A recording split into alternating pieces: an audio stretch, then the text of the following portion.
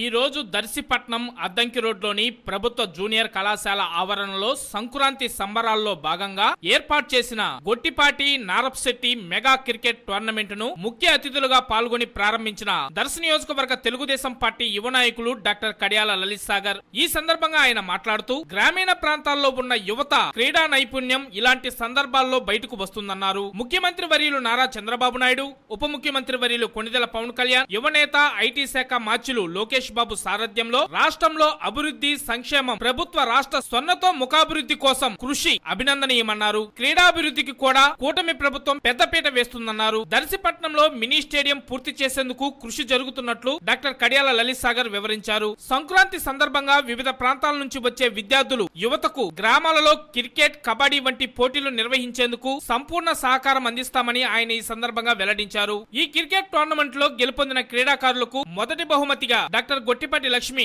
1,15,116 రూపాయలు, రెండవ బహుమతిగా నారప్శెట్టి పిచ్చయ్య 65,000 రూపాయలు, మూడవ బహుమతిగా దారం సుబ్బారావు 45,000 రూపాయలు, నాలుగవ బహుమతిగా మార్తుల యలమందారెడ్డి 25,000 రూపాయలను స్పాన్సర్ చేశారు. ఈ కార్యక్రమంలో వారితో పాటు మాజీ శాసనసభ్యులు నారప్శెట్టి పాపారావు, దర్శి ఎస్ఐ మురళి, దర్శి మండల ఎంఆర్ఓ శ్రావణ్ కుమార్, దర్శి నగర పంచాయతీ మున్సిపల్ చైర్మన్ నారప్శెట్టి పిచ్చయ్య, శేఖర్ పంతులు, వైస్ చైర్మన్ గన్నెపూడి స్టీవెన్, నియోజకవర్గంలోని వివిధ హోదాల్లో ఉన్న కూటమి నాయకులు, కార్యకర్తలు, అభిమానులు, అలాగే క్రికెట్ క్రీడాకారులు, అశేష ప్రజానికం తదితరులు ఈ కార్యక్రమంలో పాల్గొన్నారు.